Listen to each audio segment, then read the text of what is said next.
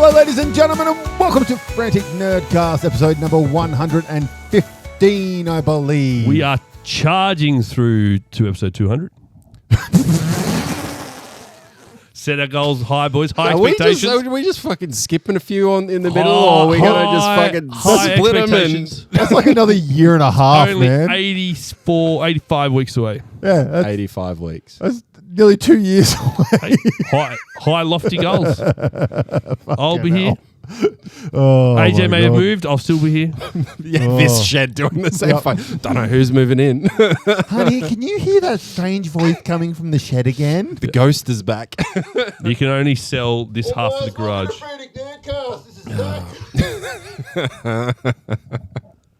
Oh, my God. How was your trip, Brock? Good. How was Melbourne? It was good? Melbourne? Yeah, we had you going to Melbourne. Yeah, you warming went up to packs Melbourne. for us. We don't, Okay. we don't actually care where you went, but as far as we're concerned, you went to Melbourne. All right, Melbourne was great. I went Excellent. there for my cousin's 18th. Happy birthday, Callum. I know you don't listen to this, but happy birthday anyways. You don't deserve a happy birthday. Oh, brutal. It was very fucking weird going to an 18th birthday party, I can tell you that much. Yeah, I can imagine. Did you feel more like a security guard than a person attending the party? Surprisingly, no, because there was a lot of our family there, so there was still like a big portion of us just sort of over that side while there was They're all just people watching the young ones. Exactly. So it was kind of enough separation, just be like, hey, there's people partying over there, and we're kind of having our own little party over here. So no, it was fine. It's still very weird. Honestly, I've seen what happens at the 18-year-olds parties, like 17, 18-year-old parties through my niece, and was the same thing. We were all sitting, me and my sister and stuff were sitting over the side just drinking, and I looked at it and I'm like, fuck, that looks boring. It's very different to when we were 18. Like when I was 18, man, we had were fucking loud, obnoxious. 5 million drinking games going. Like there was a drinking game here, over there. We're in fucking togas, Yeah. fucking shots, beer bongs, and they're all sitting there going, so what did you do at school today? I think Everything's been I've had watered 2 down. drinks. I better not have any more. might be the crowds that or the circles that you find yourselves within, because this one got pretty rowdy. Once you fucking got in there with your, come here, you little bastards, I'll show you how to fucking drink. No, I was home early, got Riv back home to bed and whatnot. That part did not surprise me at all. But no, it was good. It was good. I was actually in Parks, but no, it was lovely. Good weather. So the Good Melbourne time. Convention Centre's looking good for Pakistan? It is. Excellent. Marvellous. Look forward to I've it. seen photos. We'll be there. Okay, let's get on to the first bit of news. We're going to get this out of the way because everyone knows about it. Fuck you, Sony. You can suck a dick. I mean, it's not like this was unexpected. No, it's the way it's going. It's a devastating Dave moment, especially for our generation. But Oh, it's yeah, just you could see fucking it bull. I coming. mean, this is the reason I haven't owned a new next-gen console in the first place. Just for the fact of, if I'm buying a game, I want the game. I don't want the demo that you've been working on for 2 months, and then in 5 weeks you can give me an update for a little bit more of the game that you fixed. So when that's never going to change now. so fucking infuriating. The world of timelines and deadlines, they will build enough to meet the timeline so that it is playable, and then they will patch. That's a lie. Ask Rockstar.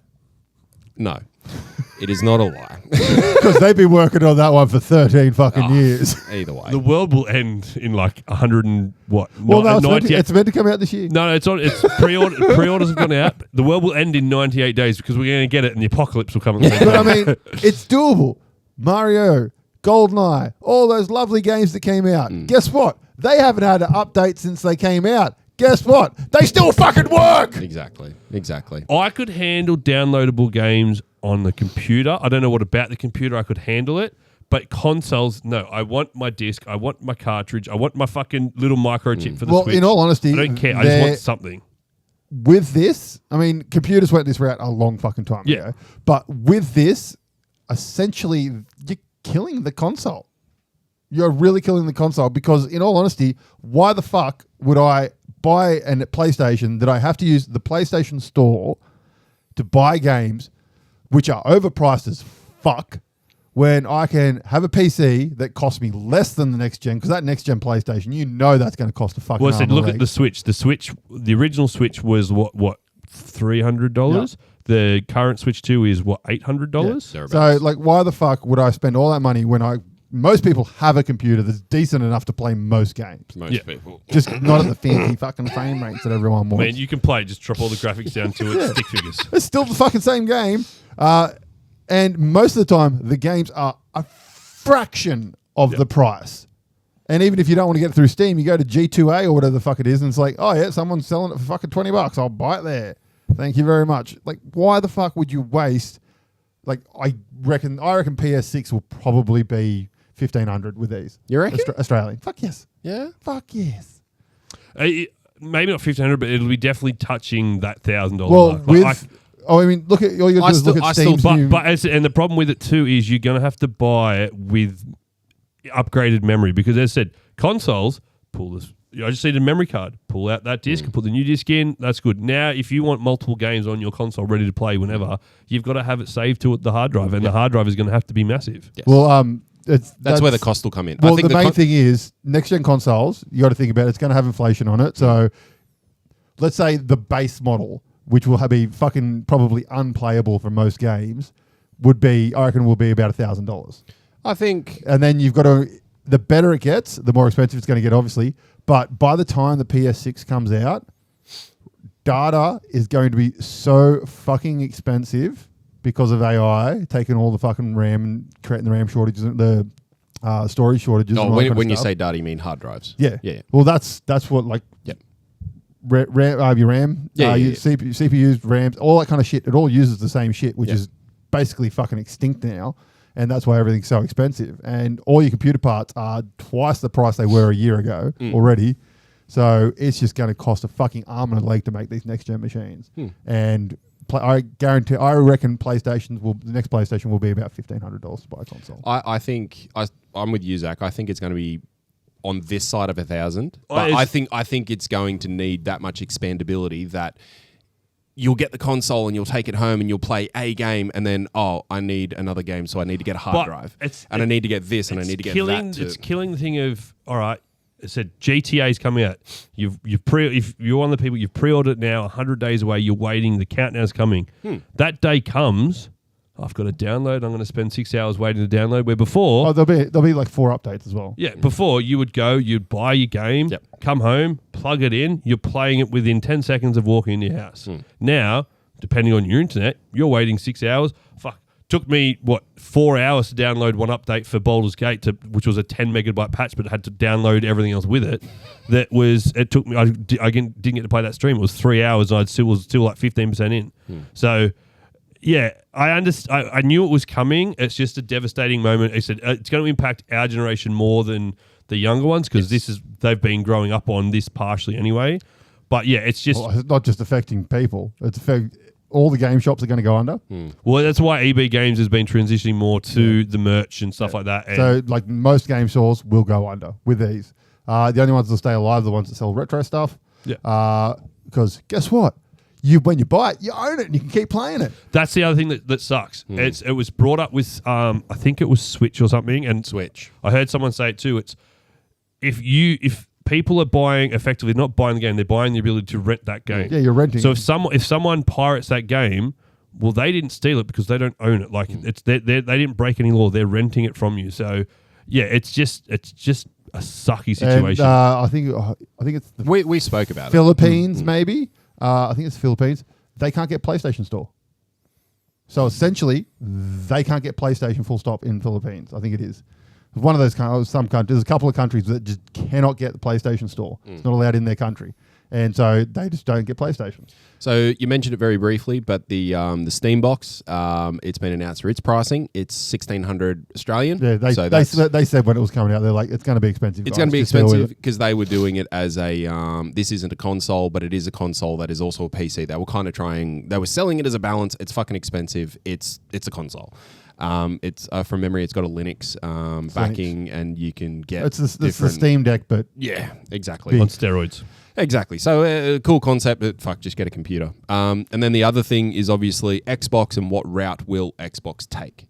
It will take this route. It's just a matter of when. It has to. And the thing that they're doing at the moment, from an Xbox perspective, is they're doing or trialing disc to digital, I think it is. So if you have a disc, a game, you can, on Xbox One and whatever the current series is, the Series X, I think it is, if you get the game, put the game in, you can get a digital copy of the game, so therefore you don't need the disc to play. So it's obviously, they're setting up... Well, that's pretty much every Xbox game, full stop, you have to install it anyway. Oh, you have to install it, you have to get other downloads. But there's no point in having the fucking disc in the first place. But to start the process, you need the disc. It just means you won't need to buy it on the new console. You can plug it in your own one, add it to your store, and you've got therefore you can download it again. Exactly. It's more so around that. And that's a fair touch, because I said that would irk me if I said PlayStation 1, PlayStation 2. I could play on my PlayStation 1 games on my PlayStation 2. I didn't need to do it.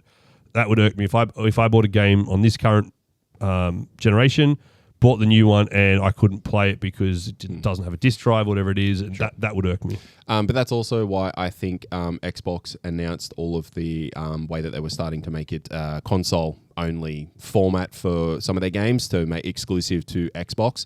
Therefore, it, as you said, when people go get a PC, play what you can on the PC because it's cheaper, more available, accessible, all those types of things, rather than the PlayStation. I think that's why Xbox, and I'd say PlayStation will do the same thing, exclusive games to continue to get people to want the console. Because I want to play Gears of War. And there will be other people like me with Gears of War or PlayStation with other games that are exclusive to those consoles. That's how they're going to keep at least some people in. And I think just with the price they're going, you're just going to force people to go, I'm Team Sony, I'm Team Xbox. Which is what it was back in the day. It was, but then there was that brief period where there was the crossover of people were buying both. I think people are just going to be priced out of that now. So you're just going to force people down. So, or as people are just going to go to the computer, and eventually they're going to go, well, if we want to keep selling games, we're going to have to open it up to, like they've done with Halo, bringing that to the PlayStation. I think this will either work really well for them, or they'll quickly change it to go. You can buy it on anything. I personally believe it's going to fuck them in the ass, and they're just going to have to go. Oh, okay. Well, we need to make money somehow. Here's our games. Yeah. It's not a viable system in my opinion. It's just going to fuck them in the ass. At the end of the game, they're all going to make a shitload of money still. I don't think they will. I think they're going to start losing money drastically, in my opinion. I've come to the conclusion I won't be buying a Switch 2. Oh, I'm not buying any fucking console. The only time I might change it, I was having a discussion with someone at school today, is when Alex is old enough and I might buy a console to play with him then. But, yeah, the boys can play the fucking Wii. I've got 2 of them in there. Sweet. Fucking, that's what they're getting. They're not getting anything further than that. Because I'm a sucker. I'll probably get an Xbox when Gears comes out. No, I don't have at the moment anyway. I'm not playing my current Switch with games I bought that I haven't even played yet. That I was super keen to play. I just don't have the time. So I can't imagine. Why would I drop the best part of $1,000 to have something sit in the cupboard again? So I'm good for the moment. Fuck 'em. I'll continue to play PC. And guess what? I get like 10 free games a fucking month through Prime, so I'll just fucking continue with doing that. And guess what? Within a month, there'll be emulators of all those games. You can play them on the computer anyway. So Pretty much. I've got something positive to talk about briefly. Okay. Viking Select, I want to give a shout out to him. So he's someone that started the content creating game same time as Brock and I did in the Pokemon space. So he's had a massive sort of big news announcement this week. He has been invited to go from all the way over in distant WA. He's been invited to a card show in Melbourne. So nice. I've got the name of it here, but it's in August. Let me bring up the photo. I was prepared. It is the Cardboard Dreams 2026 on August 2nd in Collingwood in Melbourne. So he'll be there as one of the featured sort of content creators and things like that. So Phil, all you need to do, they're going to be in there in August, work out your accommodation for a few months, and you can see us in October as well for PAX. Yeah. Or just as you fly home, just detour up to Newcastle, film an episode with us, and then fly home. It's like the way the flight's going, probably has to. Man. Yeah, it'd be cheaper to get from fucking Newcastle than it would from Melbourne. Yeah, just get that flight will detour it to Newcastle home. It'll be cheaper than the straight flight home for Phil. We've got it worked out for you. It's all happening, mate. We've got the plans. Yeah. Just let it go. It's all sorted with Taryn. It's all good. Just come on over. Come on over. Yeah, Taryn, you come hang out with us. He can go do that, and then he can come meet you here. That's and an even then better go back plan. over. Even better. Taryn, just come here. Phil, go there. Other good news. So we had a couple of wins in the Monsters of War universe this week. We got some fans sending in us pictures of them playing our game, which is fantastic. So if you want a copy, $25. DM us on the Instagram page or on the Discord. Anywhere you can get in touch, and we will get a copy shipped to you as soon as possible. Or you can hit us So up at long the as we email. can get it to you. You can hit it up at the email store@franticnerdcast.com. This one right here. And the other win for the Frantic universe was Mr. Bevan himself, the original Franticler, visited our good mates at Grindzone TCG in Sydney and had a ball there. So Mr. Grindzone hooked up Bevan with some great chats, a free little pack as well because, much love for the Frantic universe. So, yeah, thanks, Mr. Grindzone. And I'll be there on the 14th of July filming some content with him and all that sort of stuff there as well. Woo!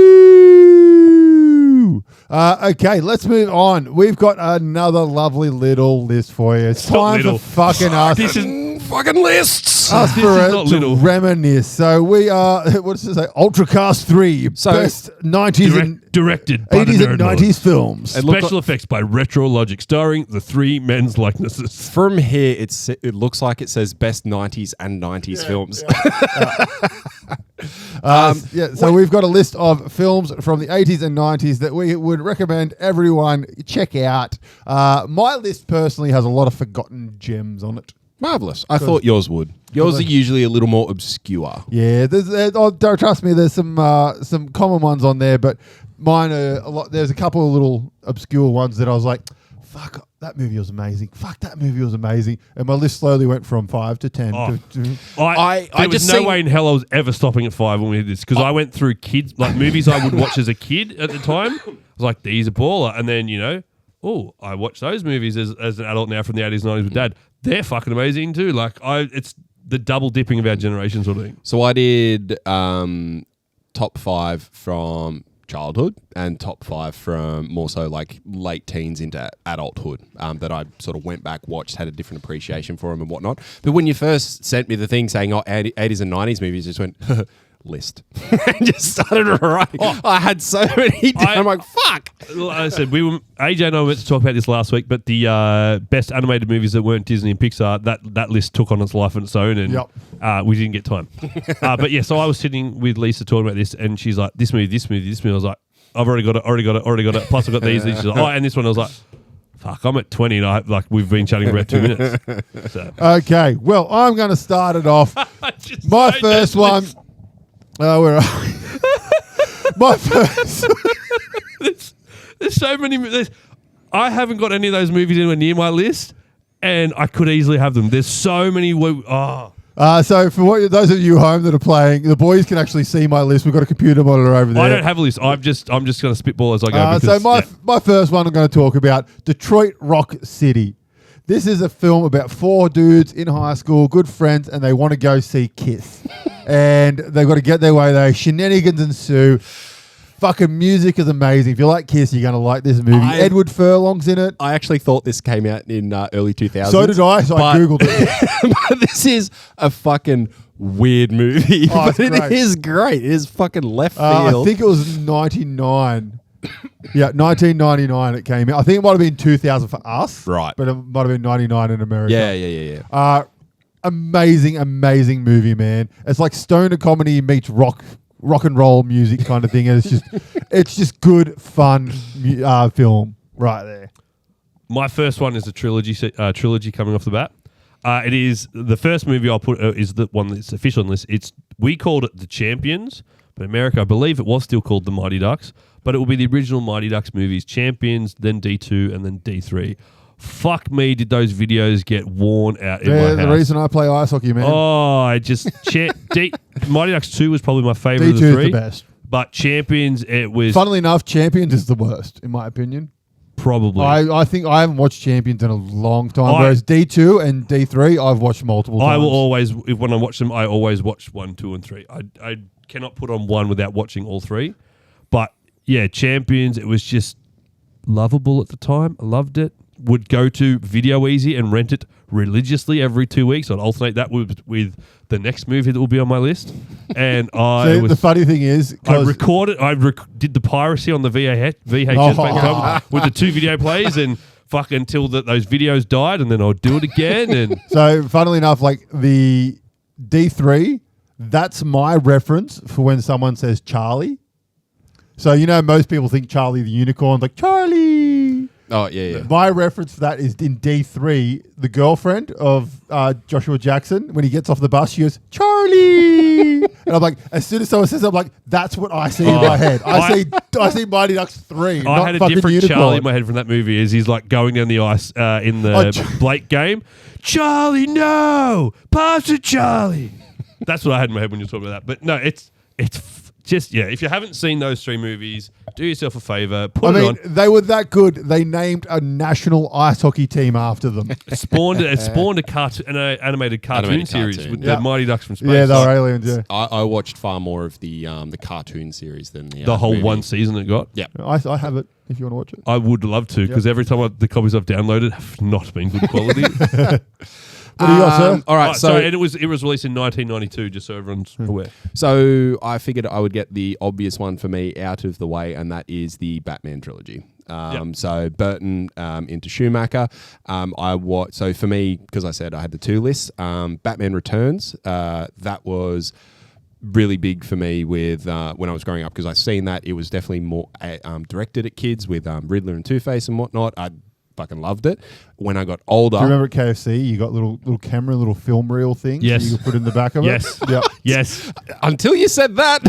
Yes. And then, so the other 2 were on my list, together for when I got older, because I watched Batman Returns, and I didn't watch the other 2 until I was older, and just sort of got sucked into them. When you look back at Tim Burton's Batmans, we shouldn't have watched them when we were Absolutely. kids. but that's what I mean, because they came out in it was I think the first one was 88, 89, and then the first one was 92, 89 it I was. think. Yeah. Especially Batman Return.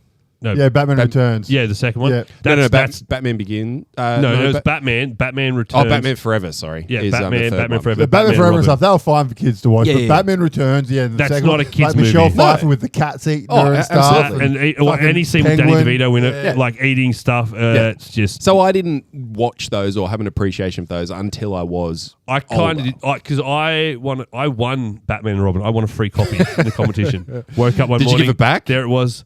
Well, I was a little bit. Oh, so your age, but younger than you. I enjoyed it at the time as a kid. Rewatching it as an adult, I was like, "Oh, this is not good." See, even as a kid watching it, I'm kind of like, Batman. Fuck. I had the Batmobile from that, where you drive and you press a button and the sides came off and it turned into the Batbullet. I didn't understand why it was a different Batman at the time. I was like, "Hang on, that's not Batman." And at that time, I hadn't seen the first 2, so I didn't know. Oh my god, there was another Batman. There was another one. Bruce Wayne died in between them, and then it's, Okay, my next one is an Australian classic. It is a masterpiece, in my opinion. It is perfect cinema, and that is Priscilla, Queen of the Desert. Yep.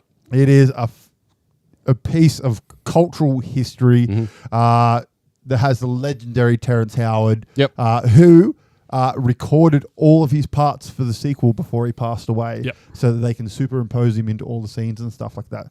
And it is just a fantastic film. If you haven't watched celebrating it, watch amazing culture, and it helped bring that culture to the spotlight, and just an amazing film.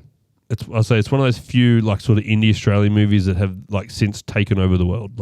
Everyone has seen it. Absolutely. All right, what's yours, mate? So the movie I would alternate with Champions and the Mighty Ducks was a 1993 classic, another sport movie, The Sandlot. Oh my Also God! Sandlot. Yes, It's actually, there's talk they're doing a remake of it with the original Sandlot kids. It's their kids at the Sandlot and stuff. So that's pretty cool. Getting the original acts and stuff. But yeah, so this was just a fantastic movie. Again, shenanigans happen. This signed Babe Ruth ball goes over the fence, and there's this monstrous dog there, and it's all shenanigans of how they try to get different ways to get it over. And it turns out James Earl Jones is the blind junkyard owner, and it's a lovely little Beethoven dog. And I used to watch that movie all the time, but it used to be alternate from that to Little Rascals. Yeah. I got 2 pickles. I got 2 pickles. I'll give you a pickle for a nickel. This was it for me. This for 2 sports I've never played. Fuck, I watched a lot of them. For me, Jumanji. With Robin Williams. It's just a movie that was absolutely thrashed. By the time, as soon as I got to the end, I'd go straight back to the start. I mean, as a kid, I loved it. It was that fantasy world. It was a board game come to life. It had that bit of comedy and all the rest through it. It was fucking fantastic. It's a movie, and in my opinion, it's a movie that's held up. You can watch that movie today. Yeah, it still does work. And it works. It's enjoyable. It's nothing like the new ones that they're doing, but it is another movie that's sort of... It's a reverse where the original Jumanji, the game, came to the real world. Obviously, the new ones, they go into the game. So. Yeah. Another movie that sort of set the stage for things into the future. But yeah, it was brilliant. It was such a good movie. Absolutely. My next one, which is getting a sequel as of next year, and it is Spaceballs. Already been made, hasn't it? It has been filmed, has been made, and it should be coming out in end of this year, next year, I think it is. This is one of the best spoof films ever made. I have seen it, but I've only seen it once, and it was a long time ago. I need to rewatch it because I don't remember much about it. It is like it's the groundwork for all other spoof movies, in my opinion. Like, it is so well done, and it just piss takes Star Wars to a T. And it's just your typical Mel Brooks film, and it's just absolutely amazing. Awesome act. Like, the cast is fucking stacked, and all of them came back except for John Candy, obviously, because he passed away. But I believe his son is playing the role of it. No, I think his son is playing the son of. Oh, the son of Wolf? Bath. That's it. And Can't remember. Bill Pillman's son is also in it as well. Bob. Void. Bob. He's Bob forever because he's been Bob in 2 movies that came out one after the other. It's fucking. I'm looking forward to it. And Mel Brooks is 100. Yeah, he turned 100 last week or the week before or something. So he's doing all this when he was fucking 99. So that's my next one. Well, I think here's another one that they rushed to get it filmed. So obviously, I think Josh Gad contacted him and said, I think this needs a sequel. I have an idea. Yeah, but in terms of how fast it went from idea to production to finish, was done for I think that. it would have been fast, but I think a lot of it was... Right people at the right time. Yeah, a lot of it was the original cast being like, fuck yes. Yeah. Because it would never have been made if the original cast didn't say yes. Mine is a quadrilogy movie. If that's the phrase for the 4 version of trilogy. One that my dad and Dad introduced me, and we spent many hours watching it throughout our lives, was the Lethal Weapon franchise. Never a massive fan of Lethal Weapon. I loved it, and it's probably why it's that sort of movie franchise genre that I enjoyed with Dad. So hence, I was a big fan of. That's the Mel Gibson one. Mel Gibson, Danny Glover one. So I was a big fan of the too old for this. Under Siege movies and things like that with Steven Seagal. into I know. I'm aware. No, I used to love Steven Seagal back in the day, but now knowing what he is like now makes me go, God, that he must have been a fucking tool. he was watching. I watched Under Siege 1, Under Siege 2, and then we watched another movie. I was like, he plays the same role in every movie. And I'm like, that's fine.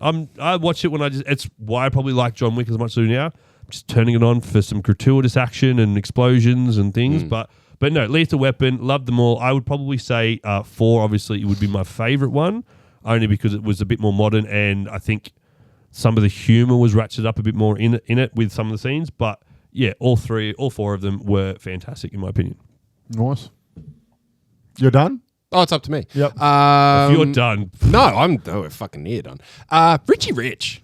Macaulay Culkin. Hey. That used to get fucking thrashed. That was such a good movie. I remember it that. It was just a rich kid who wanted to make some friends, couldn't because he was rich, and then had a big fucking party at his house and made friends and fuck. I just loved the way that, the ending of it, how they go up, they're building the monument so that they can hide their vault and everything. Their version of Mount Rushmore. Yeah, Mount exactly. And just the fact that he's like, we're the bad guy. We got to break into the vault, get everything out of it. We're going to be rich and rich. All their jewels. All the jewels, all the money, all the gold. They get into it. It's like, this is our valuables. It's our private possession. That was just perfect. But even even to get there, so well done. The high tech laser beam just gouging through the. That was that was 90s action material. The laser beam. Yes. But yeah, even from him having the McDonald's just in his bedroom and all that, it's, and the laboratory scene where they're going through and they're all trapped. Oh, and the bee. He's got the bee and Don't say bees and Macaulay Culkin in the same line. Oh my God. Yes. But yeah, Michael. No. You don't. Remember? Oh, it's like the he gets saddest. stung by bees. Like in the end, It's like the saddest they profess movie their of our love to each other, childhood. and he's allergic to bees, and he gets stung by bees and dies, and that's the end of the movie. Can't remember them. Oh, mate. It's got who's the girl that's in it? She was famous for a while, and then the same thing as Macaulay died off, I think, from memory. While he's looking up that, my next one, another Mel Brooks film, and Anna Chlumsky. Sure. One of my personal favorite comedy films ever made. I've watched the living shit out of this, and to this day, still think it is one of the funniest films ever made, and that is Robin Hood, Man in Tights. Tights. See, fucking amazing film, man. I tried to watch this, but I don't think I was the right age when I tried to watch it, and I just never got into it. Never got into it. It's brilliant. It is absolutely fucking fantastic. I will tell you a movie that I watched a fair bit was the Kevin Costner Robin Hood. Oh, I think it was. yeah. That was with the Brian Adams song. Yeah, I Yeah. quite enjoyed that one. I think that was like the. Well, they're very different movies. Oh, absolutely. One's a comedy and one was trying to not be so And the funny lighthearted with part, Robin Hood. this is what I know the main guy from, but he was also in the Princess. Is it the Princess Blade or Diary? That movie. Princess Diaries. Yeah, I think it's Princess Diary. I need more to it. Oh, the Princess Bride. What happens in the movie? With Anne It's in- Hathaway? It's in the No, not Anne Hathaway. Well, The that's, one- that's Princess Diaries. It's the swords thing, and he's like, I think it's Princess Bride. he was in that. But he's also in Saw. Oh. He's in the first Saw. He's the one who cuts his leg off in Saw, the doctor. Oh, yeah. But I'm watching Saw, and I'm like, no. You're Robin Hood. You're not a doctor trapped in here, and you're not cutting your leg. You're Robin Hood from Men in Tights. Tights. But no, it is awesome film, and it's also the Sheriff of Nottingham is Die Hard baddie. What's his name? Alan Snape? Rickman. Alan Rickman. Alan Rickman's that. It's got Chappelle in it as well. It is just a really good fucking funny movie. Yeah. And it's very Mel Brooks. Yeah, sure. It has like the little puns every now and then, like when they go to kiss and like his groin hits her and you hear dung. And she's like, "Oh yeah, you can't have sex with me because I've got a chastity belt on." Lifts the skirt up and it's just like a big metal undies with a padlock on it. Just random shit like very Mel Brooksy. So I'm going to follow on the same sort of tune of movies, and might be cheating a little bit, but the movie I was introduced to this franchise was released in 1893. That would be Monty Python and the Meaning of Life. I know the Holy Grail, Life of Brian. Did you just say 1893? 1983? 1983. 1983? Were you like me and your dad showed this to you way too early in your life? Yep. Yeah. And I think I was maybe like 14, 15, and I think even that was probably too young to watch some of these. Because I grew up on Flying Circus. My dad loved Flying Circus. Yep. We had all of the Yep. show on VHS. And I personally, Meaning of Life was one of my favorites because of the songs in it. Yeah. And even just the ending. Oh, have a chocolate, sir. It's only a waffle thin. Just have a little more. Fuck off and fall. Just one more little wafer thin slice. I would- sir. Me, it was Life of Brian. That was a big one. I would say the more popular movies for are Holy Grail and Life of Brian. Holy Grail's the best in my opinion. They're probably the two most famous ones for them, but Meaning of Life definitely is up there for me.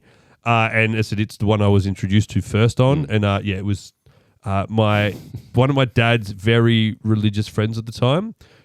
He took his current wife. One of their first dates was to the Meaning of Life premiere at the movies. It was very interesting first date choice. But no, the Meaning of Life, I said really all of the Monty Python movies. So I know most of them are pre the 80s, which is our criteria, but this one isn't. But they're all just, they hold up well as well. Yeah. I much prefer Flying Circus over the movies. I'll watch Flying Circus over the movies any day, but I do love the movies. And the Meaning of Life is fucking brilliant. So for me, Holy Grail probably is number one, but Meaning of Life is probably second, followed by Brian. Yeah. What do you got, mate? Take a little bit of a left turn. This is probably a little bit later in my childhood for things that got me a little bit more into the scary stuff. The Craft.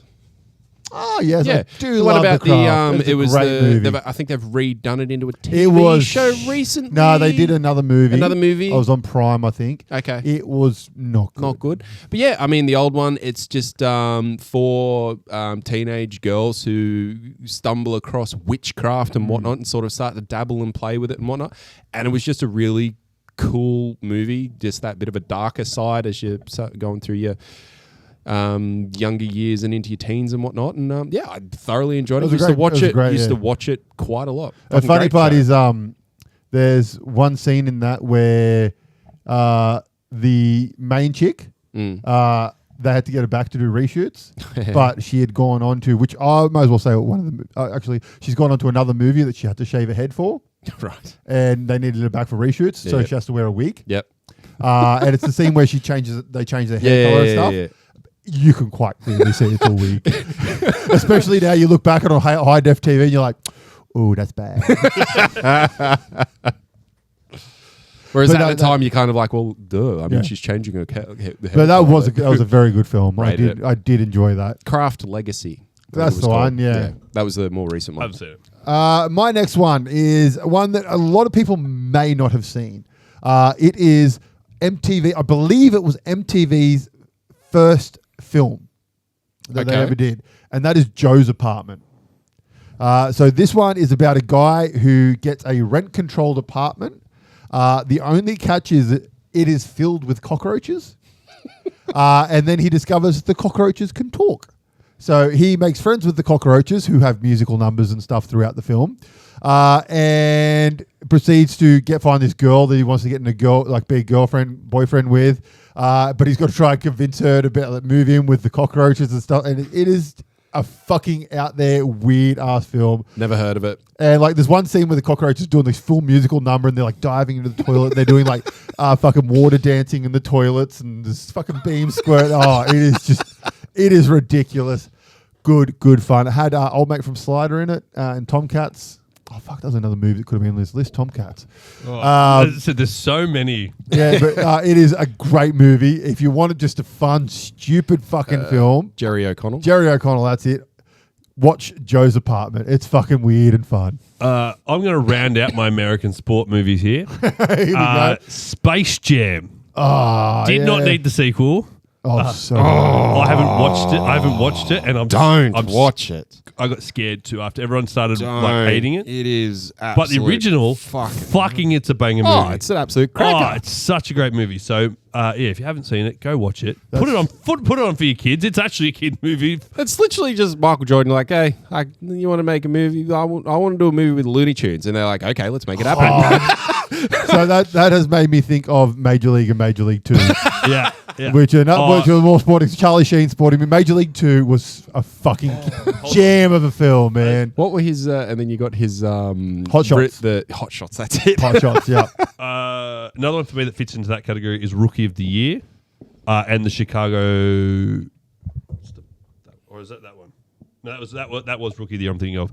Rookie of the Year, Old Mate has a snapped arm and it heals with the tendon and he can spot, and he can throw like lightning, and it's all of a sudden this 12-year-old is now in the Major League baseball teams. Sure. What do you got, Brock? My last one for my younger age is Jurassic Park. So this was the first movie I watched it when it came out, which was in 96, 97. And because I was too young to be watching it, it fucking scared me. 93, 93. Mate. Way so fucking off. I was watching it when I was 6 or 7 then, maybe when the second one came out. But I remember when I first watched it, obviously way too young, and I'm like, this is scaring the shit out of me. But even at that age, I'm kind of enjoying it to a point. And I ended up watching it a few more times around that age. I'm like, this is sick. So yeah, that got me into a little bit more of the scarier tones of movies. Well, it is now classed as one of the greats of cinema, so it was sick. Well deserved. And I mean, it's set the path for this whole fucking dinosaur universe that we have today. Now, speaking of Monty Python films, technically this is sort of a Monty Python film. 12 Monkeys, starring Brad Pitt. How the fuck is this? It's directed by Terry Gilliam. Sure. Who was a Python. I'll give you that.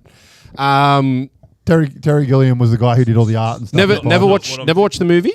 The TV show fucking sick is so fucking good. The movie is fucking amazing. So, having watched the TV show, very different.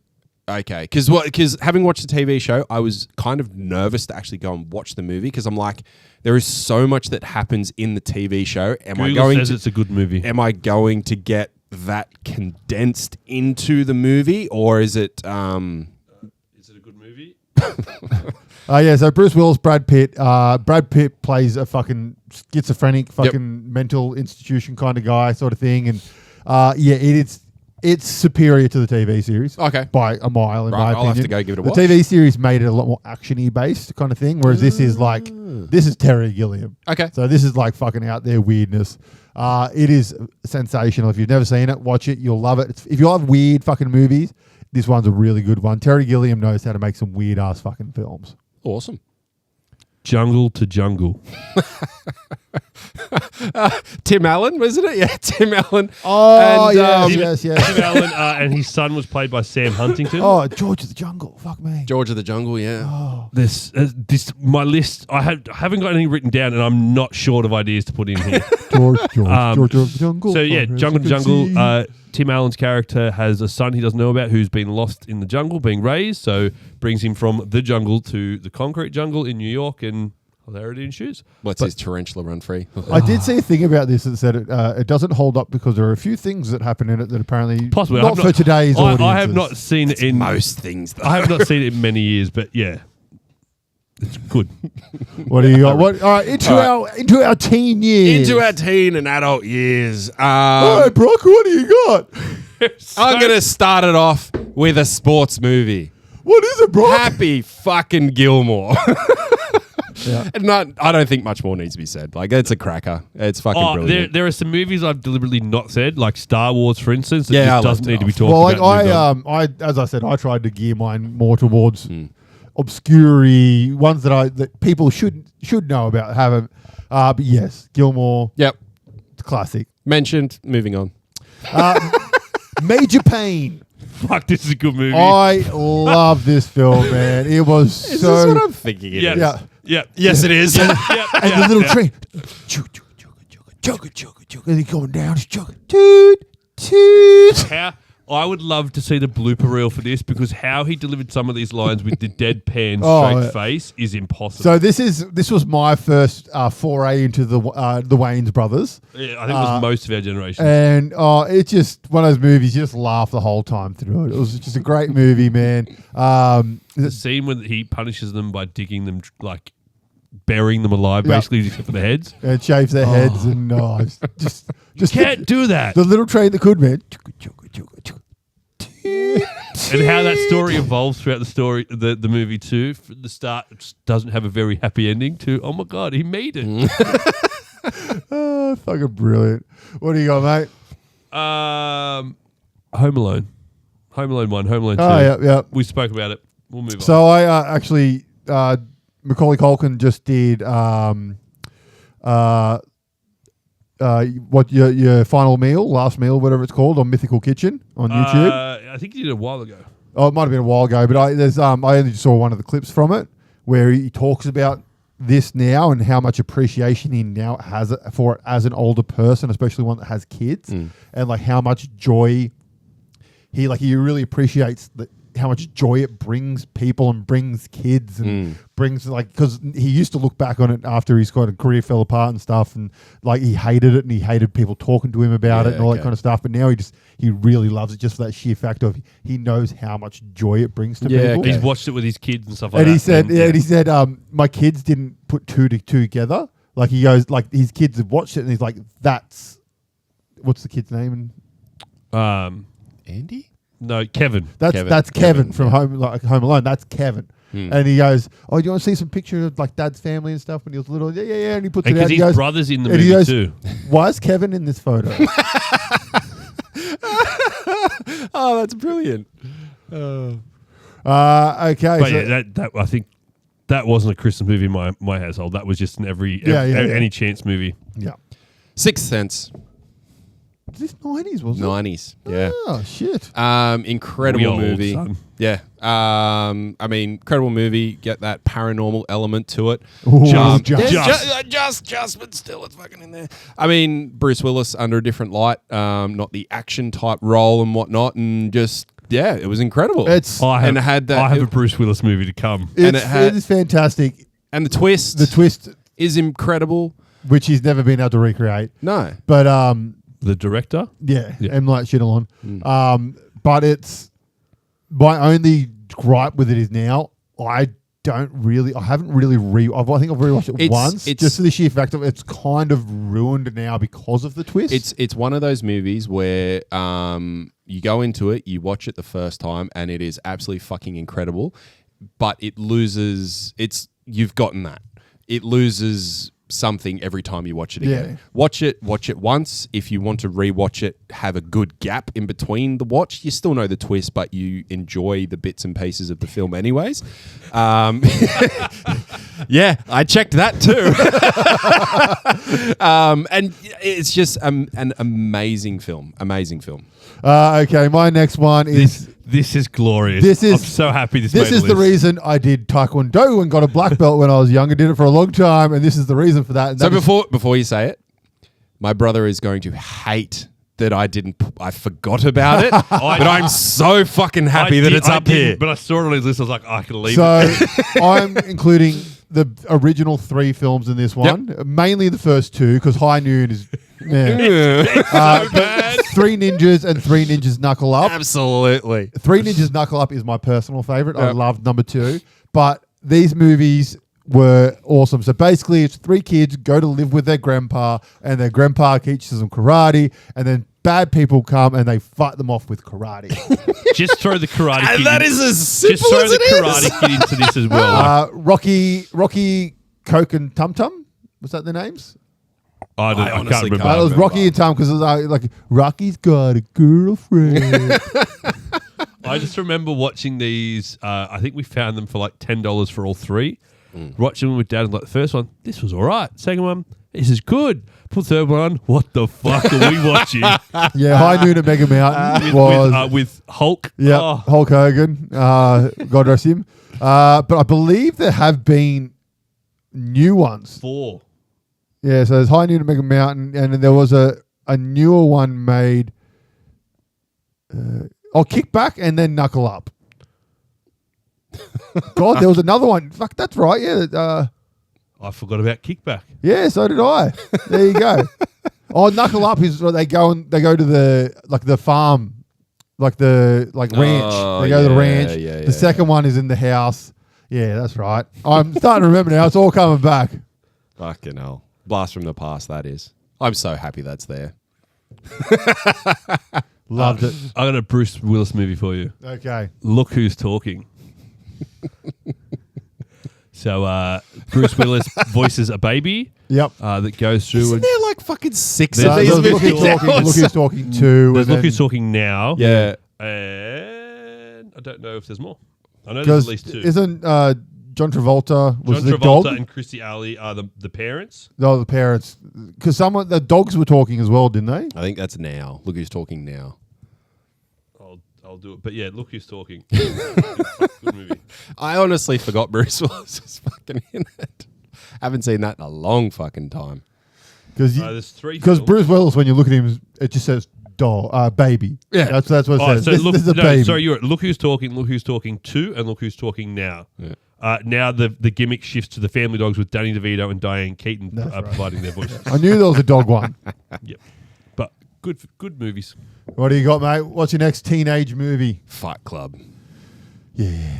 Again, I didn't realize this was the 90s. Fight Club. I think it was very close as well. From 99, yep. But no, Fight Club. It was incredible. Again, something with an awesome twist as it got towards the end, and the way that it was portrayed the whole way through with Brad Pitt and Edward Norton. This it was twist amazing. still holds up. Oh, absolutely. Yeah. Absolutely. This holds up so fucking this movie was fucking hated. Yes. By critics. And Yes. people left the film festival version of it and stuff. Which for when I watched it, because I Usually means watched I'll enjoy the movie. Yeah. because I watched it later, and when I found that out, I'm kind of like, how? Like yes, it's violent.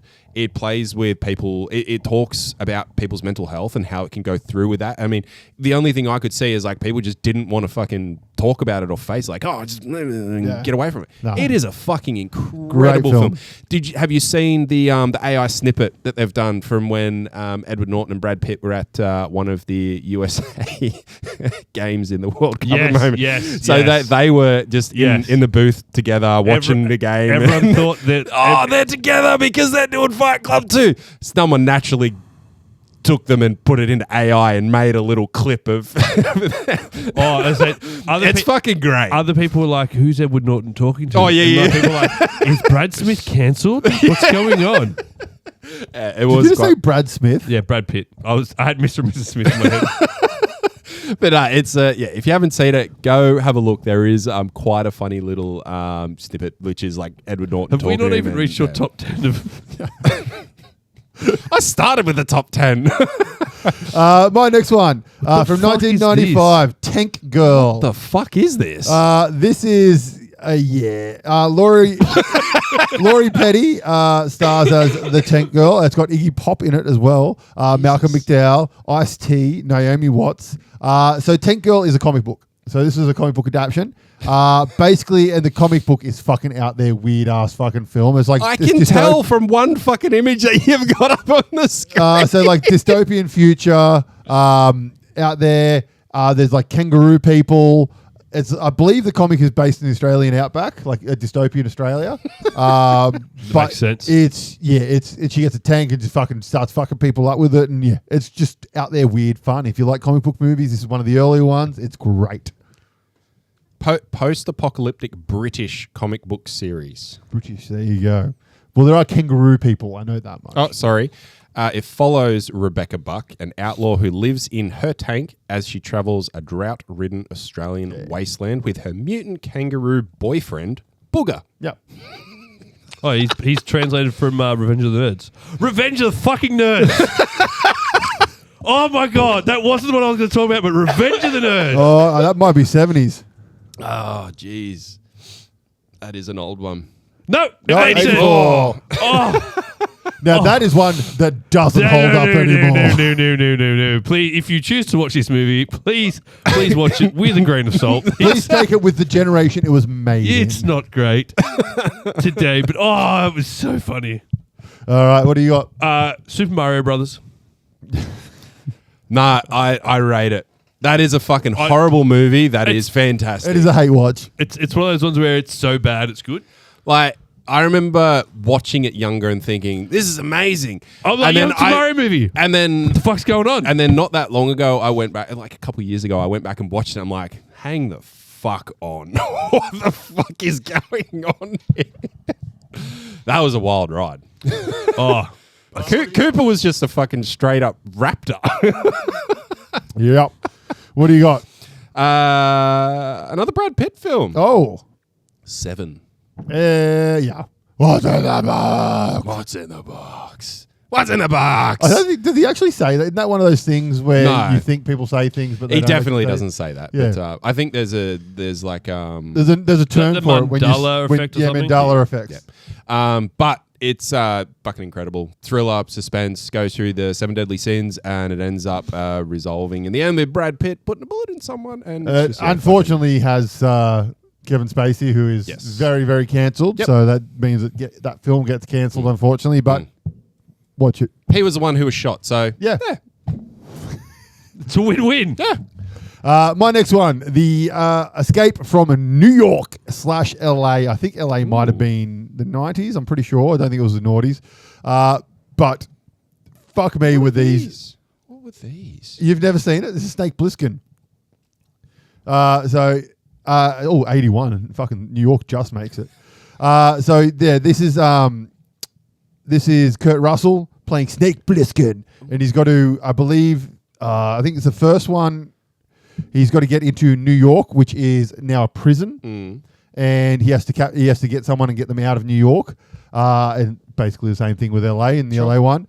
And yeah, it's 80s action and it's fucking great. It's just pure like I don't think I've seen him. one-liners, brilliantness done by John Carpenter, and yeah, it is your like pure I only know it 80s from action. Kurt Russell with the eye patch. That's the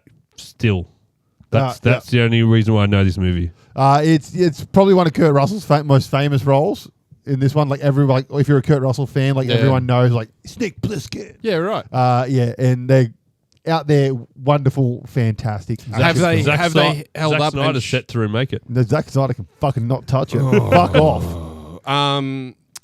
Has it held up? Worth a watch? Oh yeah. You got to watch it, understanding that it was made in the 80s. Sure. Wait. Like in LA, there's one scene where he has to ride the LA sewer, and they blow up something in the sewer, so it creates a wave, and he can surf out on it. And yeah, that's some good green screen. Hey, is he going to go watch a movie from the 80s, but he's not going to listen to our podcast from last week? I think so. I think that's what's happening. I told you I'd listen to it. I just Fuck need it, some. and I'm the one on I probation. just need some Fuck I just me. need some remindering. Casper: A Spirited Beginning. Is that the first Casper? That was the second one. Oh no, the first one much better. I didn't really watch the first one. That's Wasn't why. that Macaulay Culkin as well? No, the first one no. is Wednesday Addams from the back in the day. No, Casper was It's actually Macaulay Culkin. it's Bill Pullman. I don't think it was. Not No? when he turned into a boy, but maybe when it was Casper. I'm sure it was. I mean, there's many. Who played Casper? I knew Bill Pullman. Oh, Yeah, Christina Devon- Ricci. Devon Saw. It's the dude from. Funnily enough, he's going to be in a movie I'm talking about later. Is the dude who played in the first Final Destination, the main actor. Yep. Destination. Yeah. I watched Casper: Spirited Beginning. It was a good movie. Is that a live action as well? Yeah. I don't think I've seen that. So that's the one where Casper is effectively finds the people. Yeah. But there's like the three evil ghosts that come around and like haunting the house that the kid's dad is trying to build and stuff, and causes shenanigans. I don't know if I've seen it. Well, I don't know. Riv, guess what you'll be watching in a few years' time? First one though, watch the shit out of that. No, not no, that one. That's What the third the one. fuck is That's that? Hilary Duff. Is that Hilary Duff? Yeah, that's Hilary Duff. Oh, I didn't know she was in Casper Meets Wendy. There you go. There you go. No, it's Casper: A Spirited Beginning, 1997. Don't even worry about it. Just watch the first one. Oh yeah, I remember that one. The first one was much better. I'm sorry, I can't agree with you on this one. That's fine. Overruled. What do you got, Brock? Hook. Hey, yes. Yeah. Another was Robin always Williams a cracker. classic. It was a nice little twist to the old, what is it? Neverland and Peter Pan and all that. It was good. So yeah, it was a great film. Just made me think of my next one. My next one is very much in the same vein as Hook, like family friendly. Yeah. Really out there. Hold on. And that is RoboCop 1, 2, and 3. Fuck, I love these movies. RoboCop. The funniest part about RoboCop 1 is it was done as like a satire. Not a spoof, but I remember. Yeah, it was a satire film about police brutality and all that kind of stuff, and people saw it and just went, "Fucking awesome action film!" I did not understand at all that it was a satire on brutality, all that kind of shit. And like, my favorite part about 80s and 90s action films were somehow they all got turned into children's toys. Yes, Even absolutely. though children, this was a hard R, the first RoboCop. Like, harder. Like, at the start of it, he gets blown to fucking pieces before he becomes RoboCop. But yeah, I loved it. And I loved the big bad robot that he fights in the first one. Fucking fantastic. Second one, the drug-fueled one with the computer face and stuff. And the third one, he had the jetpack. Great films. Have you Great watched? Did you enjoy the remake? No. Fair enough. I had to jump on that similar style of vein movie. I'm going to save my Robin Williams movie for a moment. So that was my official number 10 as well, guys. Oh, Judge Dredd, the original, with Sylvester Stallone. No, I enjoyed it. No. See, I reckon he's put that in there purely for that. No, I enjoyed it. I am the law. No. I just liked him speaking as a weapon and changing bullets. I thought it was fucking sick. As a fan of the comics, no. Oh, I haven't read the comics, so. No. Whereas Dread, fuck yeah. Carl Urban, you're my man, boy. I know you listen to the podcast. You're my man. We talk about you enough in the last few episodes. It's at one point, this was the Frantic Nerdcast Featuring a cardboard cutout of fucking Carl. What do you got? True Lies. Oh, yeah. Arnold Schwarzenegger. It's a great, Schwarzenegger. good with movie. Jamie Lee Curtis. Yes, I want to say Jennifer Lee Curtis. Glad you got two before me. Brilliant film. Just an 80s, 90s Arnold action film. Just the dance scene. Is, Oh, the dance scene where she falls off the bed. now do this. Whoa. That's good. All right, my next one is the Elvira, Mistress of the Dark film. For those of you who don't know, Elvira, Mistress of the Dark, she used to host late night horror, like a horror show, kind of like Tales from the Crypt kind of thing, where she would like lay seductively on a lounge. She wore like a very sexy black dress, boobs stuck up. She had like a big beehive hairdo kind of thing. Been on counting cars. Yeah, and she used to like host that show, and she'd like introduce the movies and stuff like that. She got her own movie, Elvira, Mistress of the Dark, and it is a comedy, but it's so stupid. It is just one of those ones. There's like pure 80s, 90s, like just stupidness. I remember when we went to America, we had a friend over there who does billy cart racing. Yep. We got all of their billy carts and put them in his driveway, and then put a big projector up, and we watched this in a drive-in movie theater. And he put like the fake, don't forget you get your popcorn and all that kind of stuff before of it. And it's a fun. It's kind of Mystery Theater 3000 or 2000, whatever it's called, come to life. Yeah, okay. Kind of thing. But yeah, it's good fun weirdness. So that is my number 9, Elvira, Mistress of the Dark. I've got 2 here. The obvious Robin Williams movie to throw out there was Flubber, but I'm actually going to nominate Patch Adams. Oh yeah, A very different Robin Williams style of movie, but still very humorous, but very, very good. I love that people say very different Robin Williams movies. Like he very rarely did serious roles. Half his filmography is serious roles. I think people say very more different. known. I see people say different because I watched Dead Poets Society thinking Robin Williams in this. It's going to be a bit of a classic movie. I know it's a great movie to watch. Watched it on the plane over to Europe with Dad. I was like, this is fucking what the fuck have I just stepped into? With some very famous actors in their first roles in that film. But Patch Adams I thought was great. Nice. The Devil's Advocate. Brad Pitt one? Keanu Reeves. Oh, Keanu Reeves. That's Keanu right, Reeves, Al Pacino, Charlize Theron. Basically, Keanu Reeves is in there as a lawyer from memory, going through a few cases and whatnot. And his dad is the devil. The devil. And the way that it sort of builds to it and happens and everything through the whole movie is incredible. And then the way it ends and goes for like a time slip back, you're just like, holy shit, that was a fucking ride. Excellent movie. Highly recommend. Go watch the shit out of it. Oh, good, it is in the 90s. Just making sure one of my movies was in the 90s. Yeah, watch the shit out of it. Beautiful. Devil's I Advocate. can tell you now it's between Thursday and Saturday. My next movie is a horror movie. It is pure 80s, early 90s horror movie. It is Puppet Masters 4. Is that the 4th movie? Or? That's the 4th movie. So the other 3 I good? think there's 6 of them or 7 of them. There might have been a remake in there somewhere. But basically it is about, I believe it was I can't even remember now. A Nazi had this tonic where you injected in things and animated them to life. And he made all these puppets. And if you inject it, these puppets come to life. And essentially in the number 4, it was kind of like a reboot, a soft reboot. And this guy gets this thing with all the puppets in it. And they all kind of come to life and they help him do things. There's one who's got a drill on his head. Another one's called Six Shooter. He's got 6 arms and he's a cowboy with guns. Another one's called Miss Leech, I think, and she spits out leeches. And yeah, it's like they're like bad stop motion animated puppets.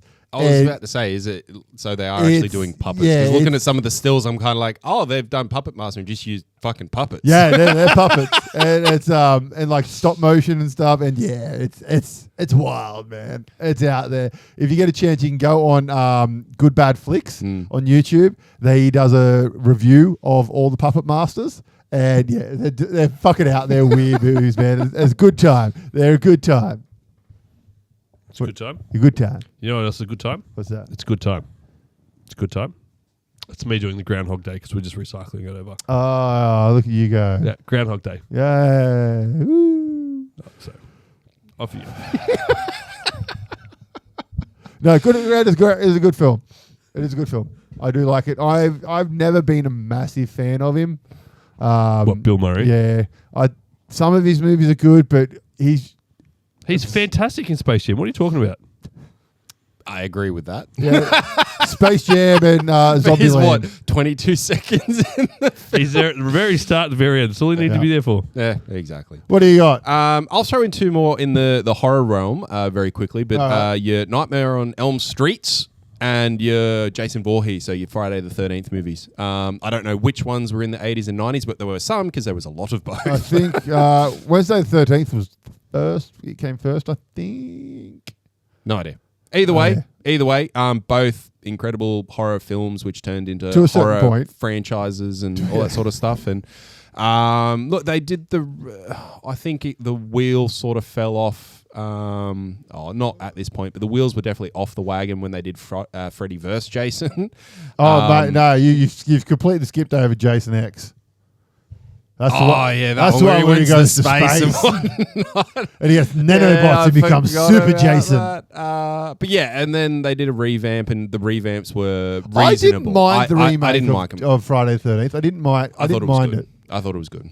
I liked Freddy vs. Jason, so so did I. It was a fun film. Bad film to enjoy. Is a good way to put it. All right, another one. My next one is we've talked about it. I've talked about it many times on this show. I'm actually surprised this isn't higher for we you. have the remake coming hopefully next year, starring fucking Superman / Warhammer 40k man himself, Henry Cavill. But it is Highlander. So the first one, because that was the only decent one out in this time period, because Highlander Endgame came after in the 2000s, I believe. But Highlander was a fucking fantastic film. Christopher Lambert, Sean, what's his name? James Bond? Pierce Brosnan? No. Daniel Craig? No, the first James Bond. Sean Connery? Yeah, that one, Sean Connery. Welcome to the Rock. So Highlander, an amazing film. Also, Mr. Krabby is in there as well. It's a great movie. The guy that does Mr. Krabby's voice. Oh, so Mr. Krabs in this? Yeah.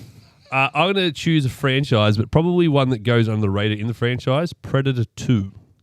I prefer Predator 2 over Predator 1. I know Predator 1 is the one everyone talks about, Predator 2, thoroughly enjoyed both of them, but Predator 2 I think goes under the radar. Yeah, Danny Glover. I prefer 2 over Donald. 1. I would watch 2 over 1 any day. Danny Glover? Danny Glover. Yeah, Donald's the son, isn't it? Yeah. Donald Glover is old mate from Community. Yeah, it's the son. That's Danny Glover's son. No, it's not. Pretty sure it is. I don't think so. Get your Google out. I didn't think it was either. Childish Gambino. That's not his son, man. Anyway, while he's Googling that, you want to continue on? Let's Silence of the Lambs. Getting into that psychological thrillers.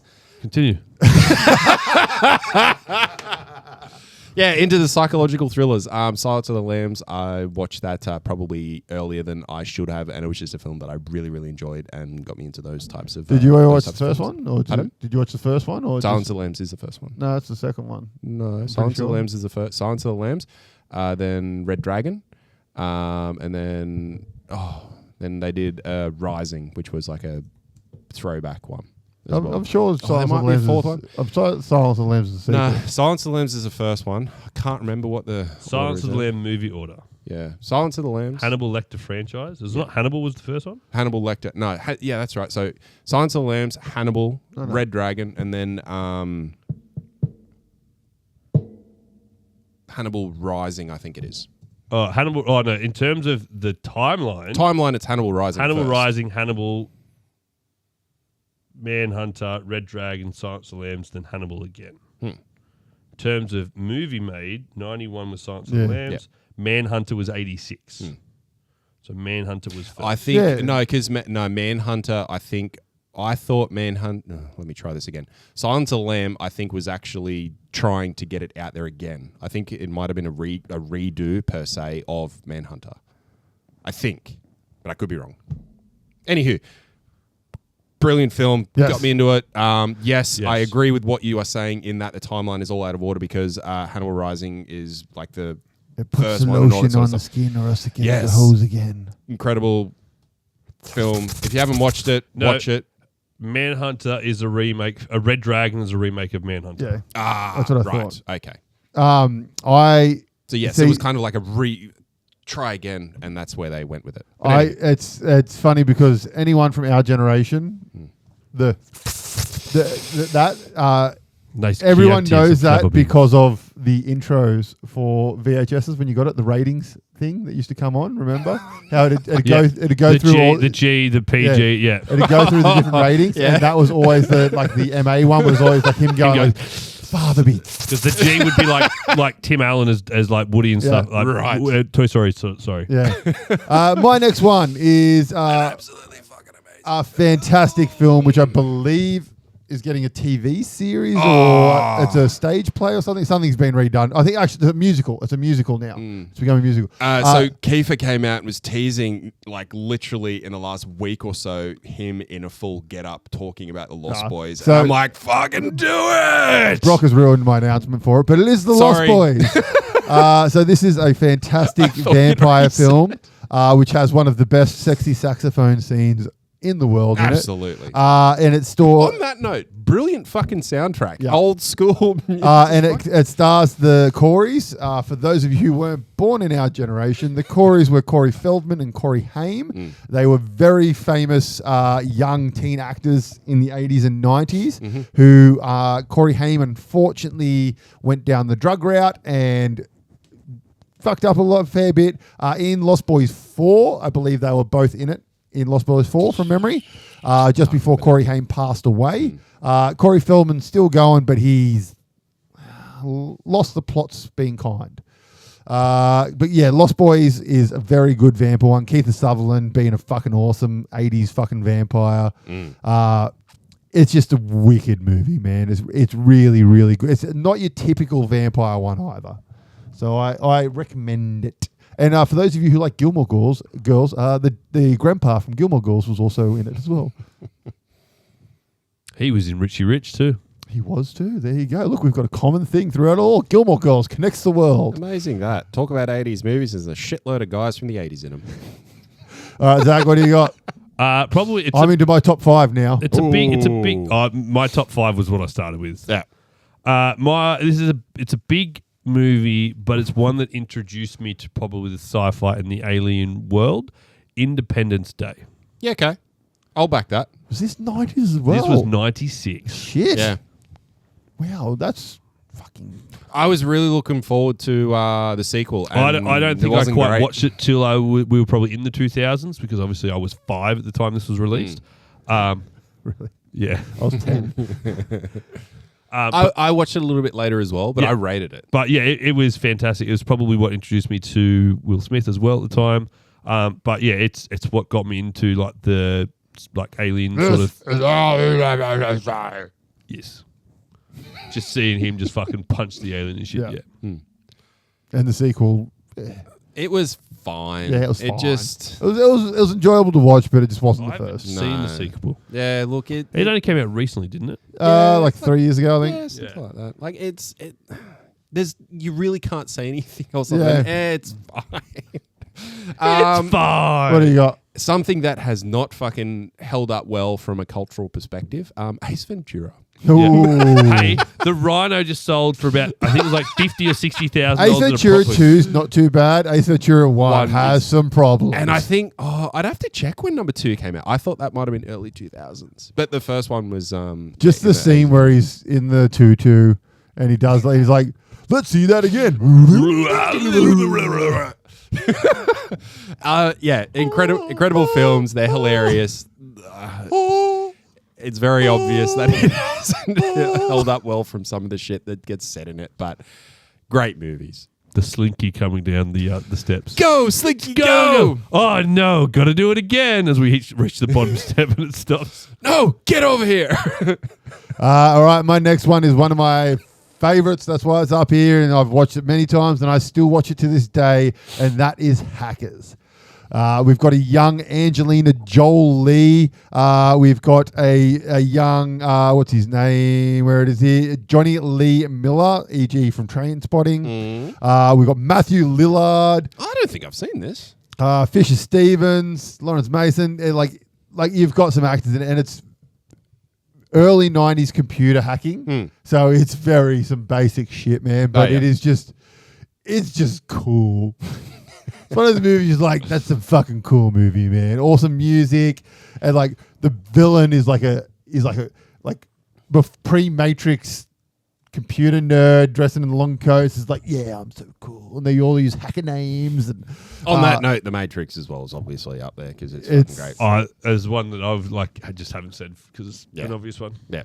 But it's It's the Hackers. Hackers is just fantastic. It's just out there, weird, fun movie with some. You watch, you be like, I know that actor. I know that actor. I know that actor. Yeah, it's good. It's thriller crime. Funnily enough, it is nowhere near thriller or crime. Thrilling. Thrilling. How thrilling it's not. I've got another one. Again, it's a big one, but it's just had probably a big impact on probably the three of us here at the table. It's another Jim Carrey movie, The Mask. All right. It introduced us to Cameron Diaz, so therefore it's got a lot to her first role. Yep. It's got a lot to be praised for this movie. But yeah, it was fantastic. God, you look good in that movie. Yes, simply yes. Young kid watching that movie, like, oh, okay, stuff's happening. My body's doing something. The comedy, the action scenes in this is just fantastic. If you haven't seen The Mask, just go watch it. And I believe it holds up well. It does. It's a great film. Number 2, don't watch it. Just watch The Mask. If you get a chance, read the comics. Me and Brock have talked about this pre-Zach era, I believe it was. We don't talk that time. The comics are very different. Yes. Very different, but they are excellent. Highly recommend the comics. So if you get a chance, read those bad boys. I forgot that I started reading those. Yeah, they're Jeez. Good. I got a fair way into them too. Left field. As good as it gets. Never seen it. As good as it gets. As good as it gets. So this is with Jack Nicholson, Helen Hunt. Oh yes, Greg yes. Kinnear. Yes, I know this one. Yeah, they're like three people who come across each other in odd or different circumstances. There's a single mother, gay guy, and an old writer who's a little bit backwards in his views. And yeah, they come together, form a relationship of sorts, and just it ensues from there. It's a good film. It's a heartfelt film. It's got highs, lows. It tackles some of like hate against gay people at the time because like the gay person here is attacked and robbed and whatnot, and then how they come together and overcome that within their own little groups. And yeah, it's a good film. Haven't watched it in a while, but I highly recommend it. Yeah, I do remember that one. My next one is my drunken film. So this is a movie you get home and you watch when you've been out drinking. With one, I think I missed it. Basketball is my other one for this, which I missed. But this one is Friday. So this is Ice Cube and Chris Tucker. So many one-liners from this movie. But the main one is, I know you don't smoke weed. I know this. But I'm going to get you high today. Because it's Friday. You ain't got no job. You ain't got shit to do. It is fucking fantastic. And you got the three... I feel that movie must have molded AJ's persona as a teenager. Yeah. So you've got Friday, next Friday, and Friday after next. And there's been rumors of another Friday coming. But it is such a good movie. Chris Tucker, unfortunately, is only in the first one. And he's a big part of why this movie is so good. Yeah, sure. Later on in the second one, you get what's old mate from White Chicks? The Wayans brothers? Terry Crews. Terry Crews. So in the 2 and 3, you get Terry Crews. Yeah, okay. Playing like the big bad in it. Oh, no, he's in number 3. Sorry, only in number 3. And it was one of his first roles. I think his first role was Training Day. Yeah, okay. And then I think this might have been the third one, might have been his second one. But yeah, this movie is just so many. Like I could probably, if you put it on, I could probably say every line of the movie the whole way through. That's how many times I've watched this movie.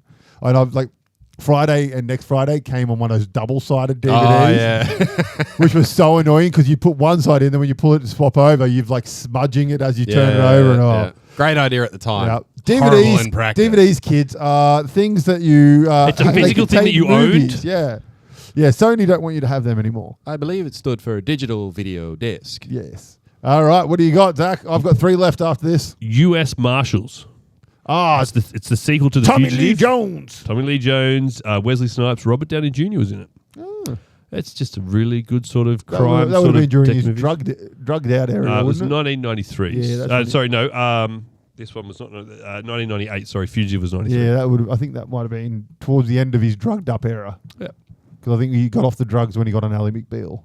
That was when he kind of his renaissance. Good movie. Yeah. I'm gonna put out Pulp Fiction. Yeah, I thought about putting this one on my list, but in all honesty, I think it's an overrated film. No, I enjoy it. I like going back to it. It's You're wrong. good. No, he's not wrong. It is a good. No. It's a good movie. It No, is a it is very a good movie, movie. but it's like But just the way that went down. You said, it's overrated. No, I like it. I personally you're think it wrong. is I'm an gonna talk about it. overrated film for like how much people praise Quentin Tarantino. I think it is probably one of his most overrated. Look, I'll be honest. I don't really get Tarantino movies. Because you got no taste. That's true. I like Steven Seagal. You like Tarantino.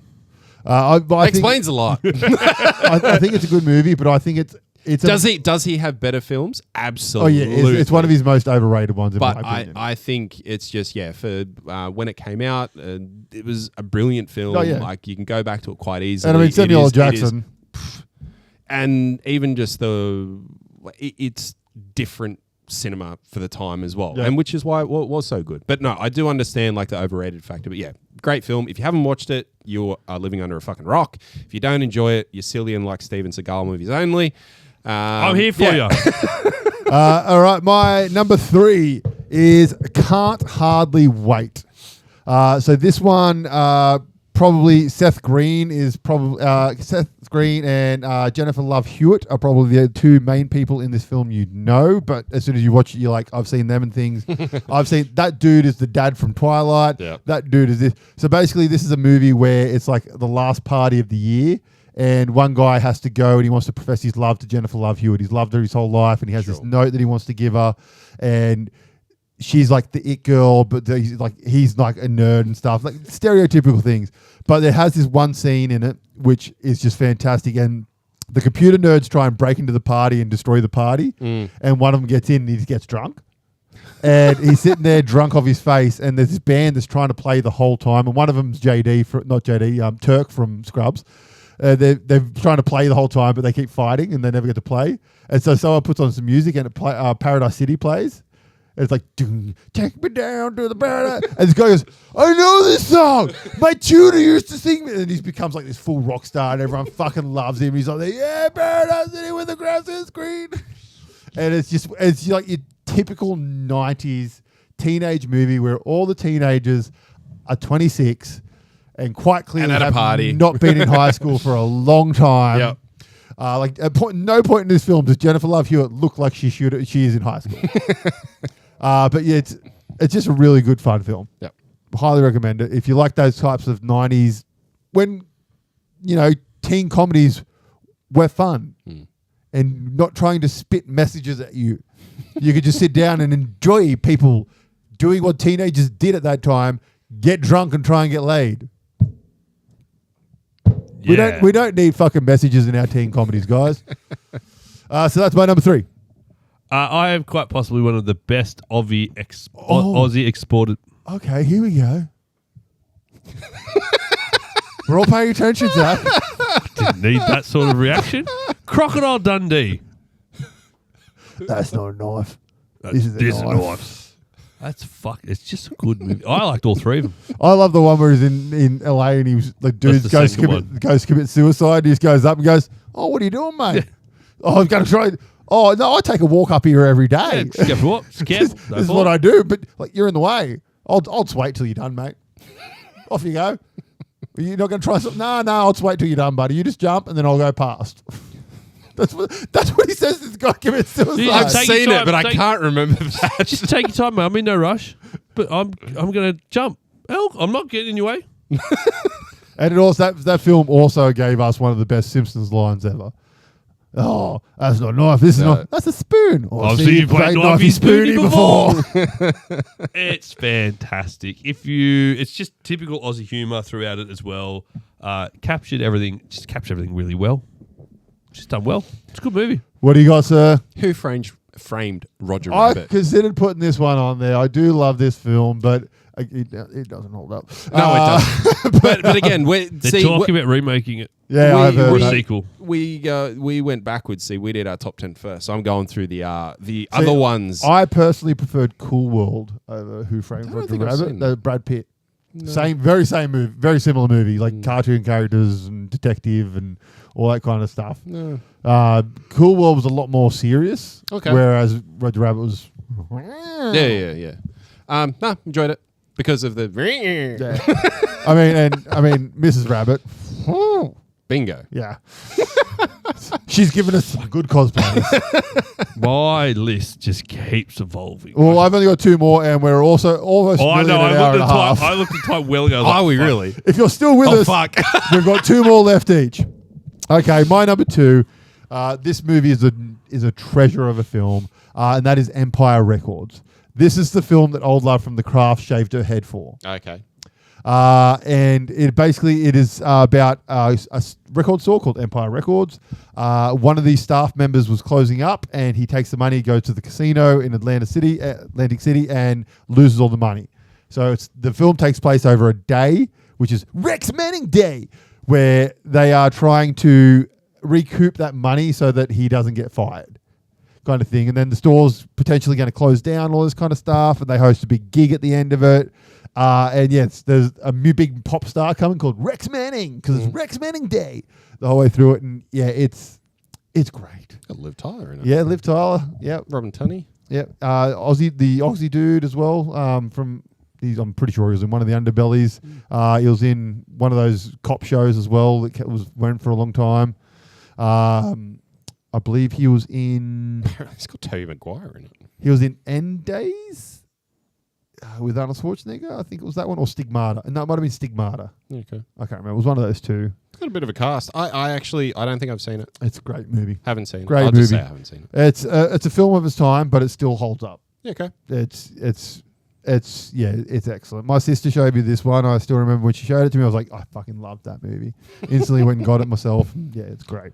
My number 2 is just an actor, Tom Hanks. Because fuck some of the movies he did in the 80s and 90s. Big, Yep. Turner and Hooch, Saving Private Ryan, Green Mile, Private Ryan 90s. Toy Story, Apollo 13, You've Got Mail, like Philadelphia, Sleepless in Seattle, who's in a league of their own, we've talked about. It's, like Big and Turner and Hooch are the 2 I'd put forward because they're a bit more unique, I think, for him. But yeah, fuck, he produced some 10-year-old boy turns into a man, sleeps with a woman, turns back into a 10-year-old boy. Yep. There's the movie of Big. Very neat. He gets to play on the jumbo piano. It's fucking fantastic. Yeah. Shotgun on top. All right, what do you got? What? Second last one. E.T. 80s? Yeah. I thought that would have been late 70s, but yeah. It is Great 80s. film. Oh, fuck, Gremlins. Yeah.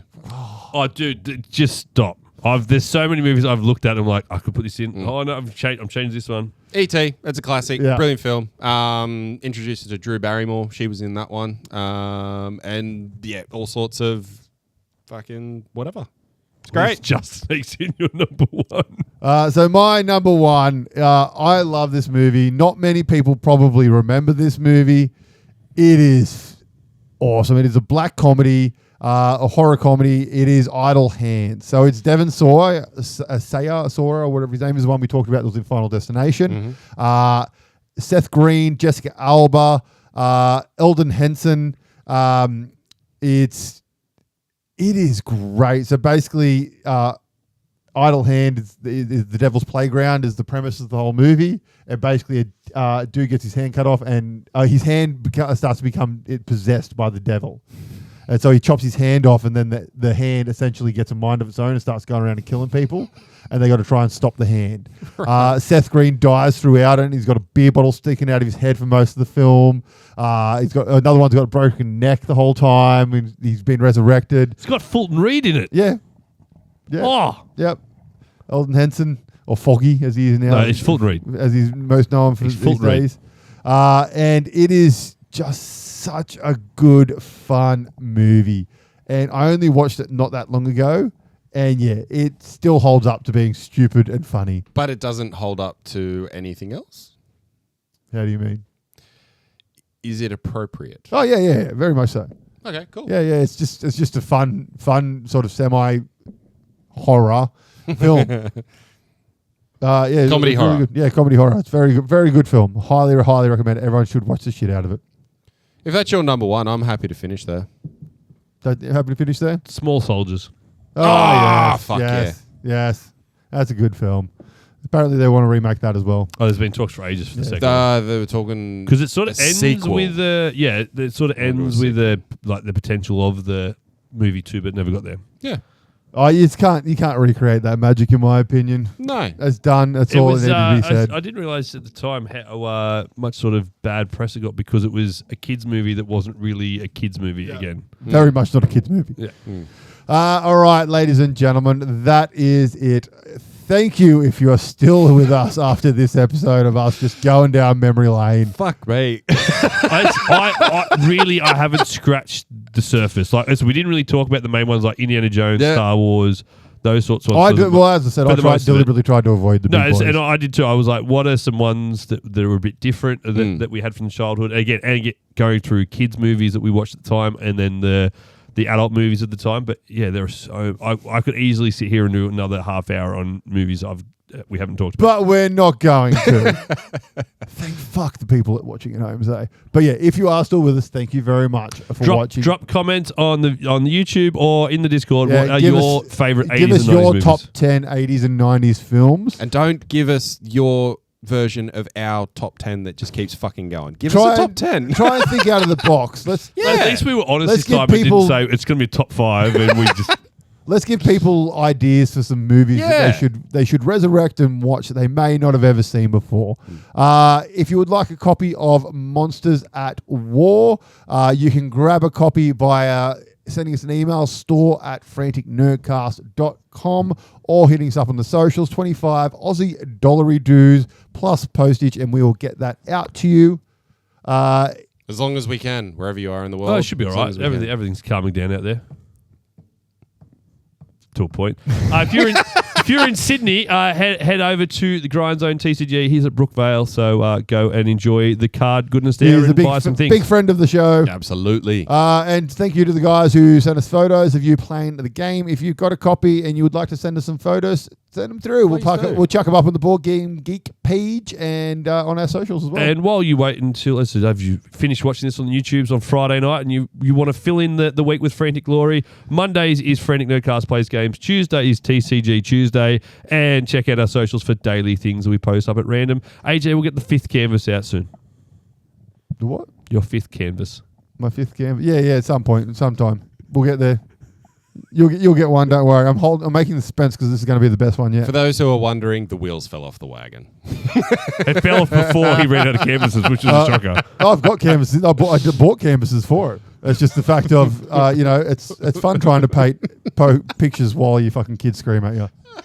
All right, love you guys. See you next time. Stay frantic. Bye. Hey guys, thanks for listening to Frantic Nerdcast. You can find all our latest news and information on Facebook or at franticnerdcast.com. You can find us on Instagram at Frantic Nerdcast. Find AJ at Weird Art by AJ. Find Zach at Frantic Kaz and myself at Frantic Brock. Please make sure to head over to our YouTube channel and subscribe for more YouTube-only content like Sequelize It and Plays Games.